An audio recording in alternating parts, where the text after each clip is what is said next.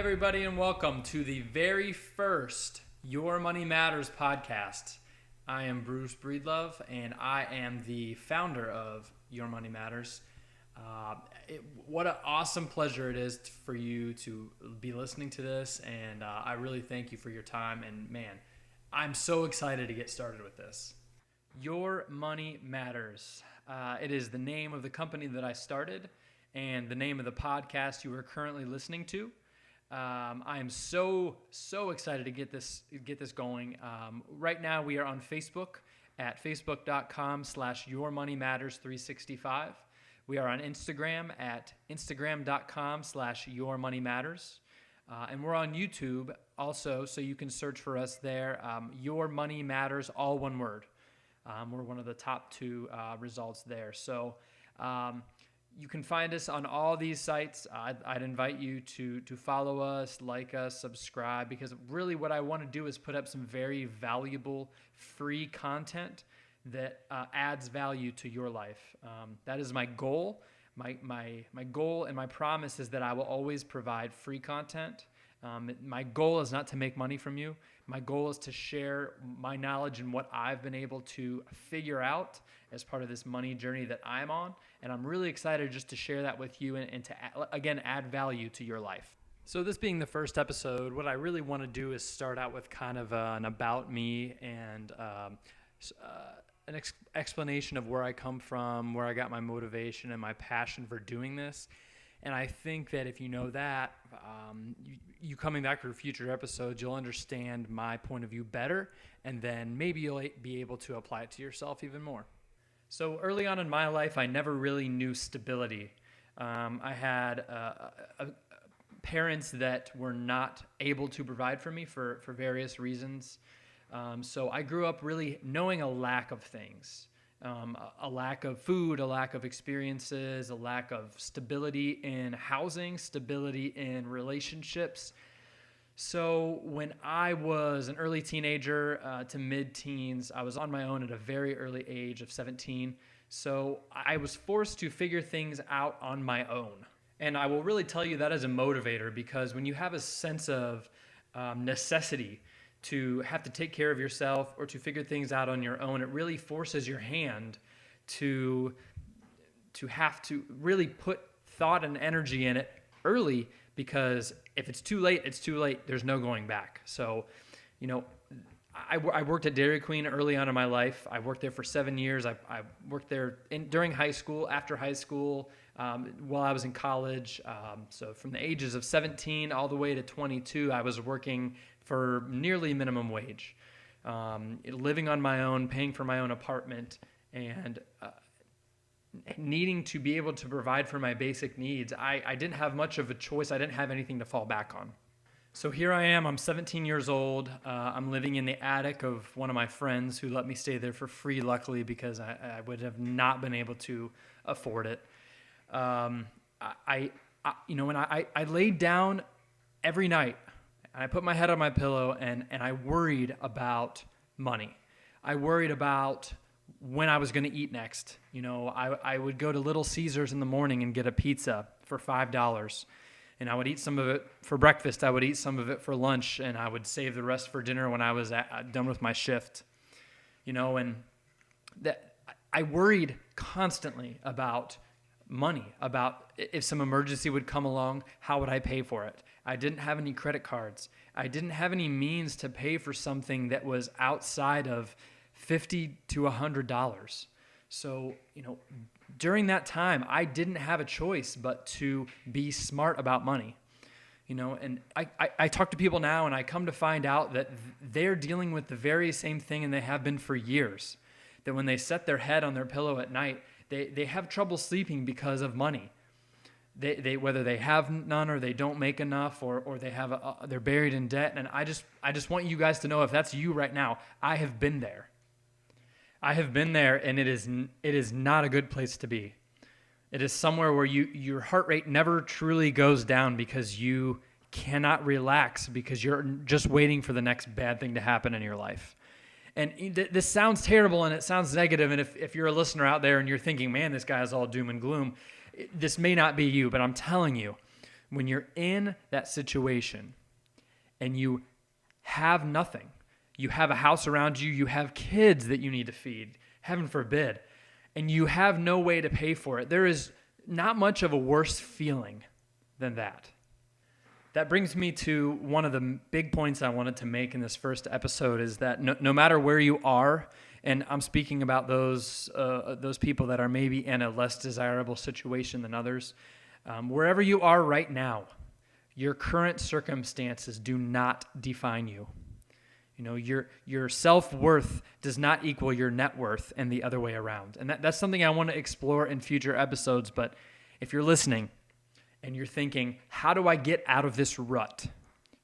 I want you to be able to look yourself in the mirror and say, the circumstances that look me back in the face when I see myself in the mirror are not what I'm worth. What you're worth is your choices that you make now that determine the direction you go in the future. Your current situation does not determine your worth, but your future is defined by the things that you do right now. So I would really encourage you to make this moment, the reason that you start your journey.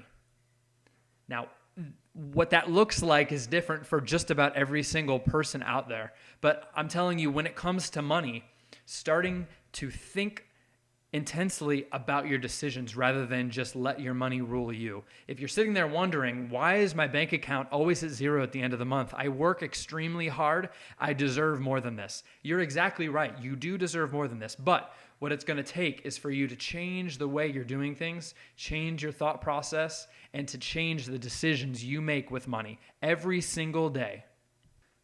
Whew. That sounds like a lot. And it certainly is. And it's not something that you're going to master at day 1, day 2, or even day 30. It's something that's going to be a continuing journey. And what I want to leave you with in the first portion of this podcast and for the future and for future episodes is that the goal of this podcast and this company and all the social media and all the posts is to help just the normal person make better money decisions. So if I can make even a small difference in one person's life, this has all been worth it. So knowing now where I came from and a little bit about my history and the things I had to overcome as a kid and as a teenager, I think all that lends itself to where I am now. I had to figure things out because of necessity. And another one of the things that I always say and that I think about all the time is, and it's another quote, is necessity is the mother of all invention. And that is so true because when you have a problem that faces you on a day-to-day basis and causes you anxiety and raises your heart rate and makes it so that you do not have as quality of his life as you want, what better of a time to develop a solution to that problem? Because what a solution it could be to buy back that time that you would have otherwise wasted had you been stuck in this rut for years to come.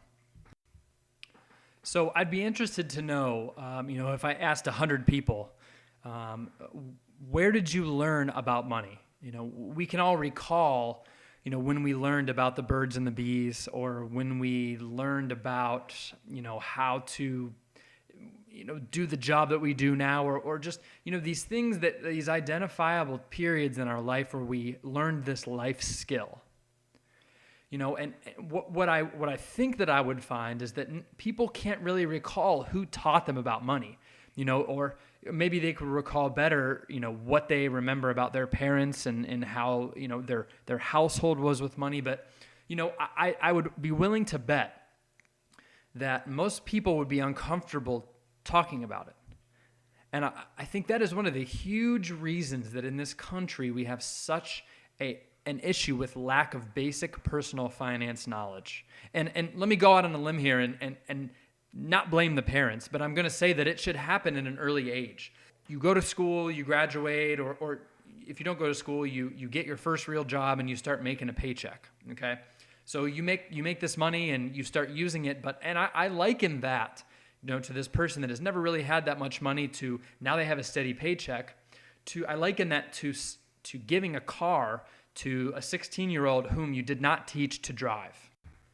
give a car to a 16-year-old and not teach him how to drive. That sounds absurd, doesn't it? Well, we do that when we don't teach our young people how to manage money at an early age.